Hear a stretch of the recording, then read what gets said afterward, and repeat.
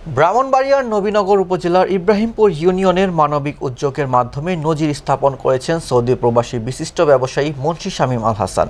নিজ এলাকায় একাধিক উন্নয়নমূলক কর্মকাণ্ডে অর্থায়ন করে তিনি স্থানীয় মানুষের হৃদয়ে স্থান করে নিয়েছেন। মোহাম্মদ জাবেদ আহমেদ জীবনের রিপোর্ট। ৩ মে ইব্রাহিমপুর কেন্দ্রীয় কবরস্থান গেট নির্মাণের জন্য তিনি আর্থিক সহায়তা প্রদান করেন। পাশাপাশি ইউনিয়নের ৮ নম্বর ওয়ার্ডে এক অসহায় বিধবা জরাজীর্ণ ঘর পুনর্নির্মাণে নগদ অর্থ সহায়তা দেন। এছাড়া কালীপুরা গ্রামে একটি নতুন রাস্তা নির্মাণে 2টি কালভার্ট স্থাপন করে দিচ্ছেন, যাতে করে এলাকাবাসীর চলাচলের দুর্ভোগ লাঘব হয়। স্থানীয় প্রতিনিধিরা জানান, সদ্যপ্রাপ্ত ঈদ উল ফিতরের নামাজের সময় মুন্সি শামীম আল হাসান প্রতিশ্রুতি দিয়েছিলেন তিনি কবরস্থানের গেট নির্মাণ করে দেবেন। প্রতিশ্রুতি অনুযায়ী দ্রুত কার্যক্রম শুরু করেন তিনি। একইভাবে কালীপুরা গ্রামের জনগণ চলাচলের দুর্ভোগের কথা জানালে তিনি ব্যক্তিগত অর্থায়নে 2টি কালভার্ট নির্মাণের ব্যবস্থা করেন। এছাড়াও ৮ নম্বর ওয়ার্ডের এক অসহায় বিধবা দুর্দশার কথা শুনে তিনি মানবিক সহানুভূতির পরিচয় দিয়ে ঘর নির্মাণের জন্য নগদ অর্থ প্রদান করেন। ইউনিয়নের উন্নয়ন ও জনগণের কল্যাণে কাজ করে যাবেন বলে জানান তার প্রতিনিধিরা। স্থানীয় বাসিন্দারা তার উদ্যোগকে আন্তরিকভাবে স্বাগত জানিয়েছেন এবং তার সুস্থতা ও মঙ্গল কামনায় সকলের কাছে দোয়ার আবেদন জানিয়েছেন। ইব্রাহিমপুর 7 নম্বর ওয়ার্ডের জনাব শামীম আল হাসান মুন্সি, পিতা মানিক মুন্সি, তিনি দীর্ঘদিন যাবৎ প্রবাসী হিসাবে আছেন। আমার জানা মতে যখনই এলাকায় কোনো দুর্যোগ দেখা দেয়, দুর্যোগের সময় হাত পাতলে উনি কোনো দিন খালি হাতে ফেরায় না।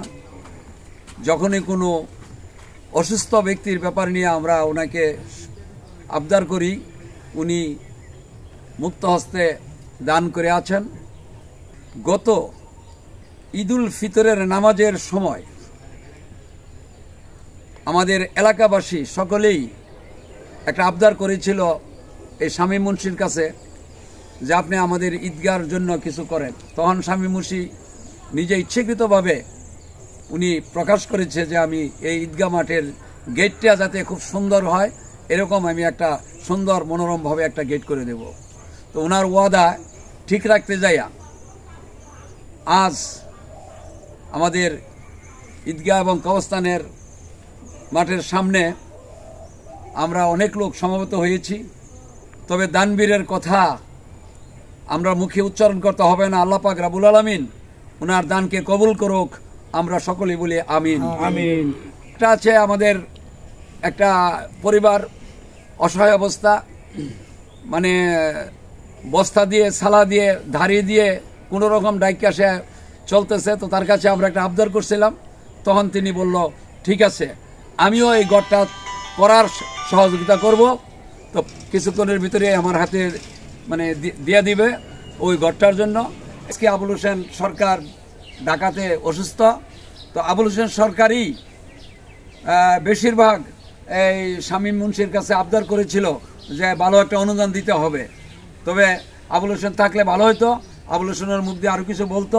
তবে আবুল হোসেন বর্তমানে অসুস্থ, তো আবুল হোসেন যেন শামীম মুন্সির এই গেটটা মানে অচিরে দেখতে পারে, এই আশা আমি ব্যক্ত করে এখানে আমার বক্তব্য শেষ করছি। আসলে যে রাস্তাটা ছিল বর্তমানে চলার অনেক অসুবিধা হয়েছে, 2টা কালভার্টের জন্য আমরা গাড়ি ঘোড়াতে চলতে পারি নাই।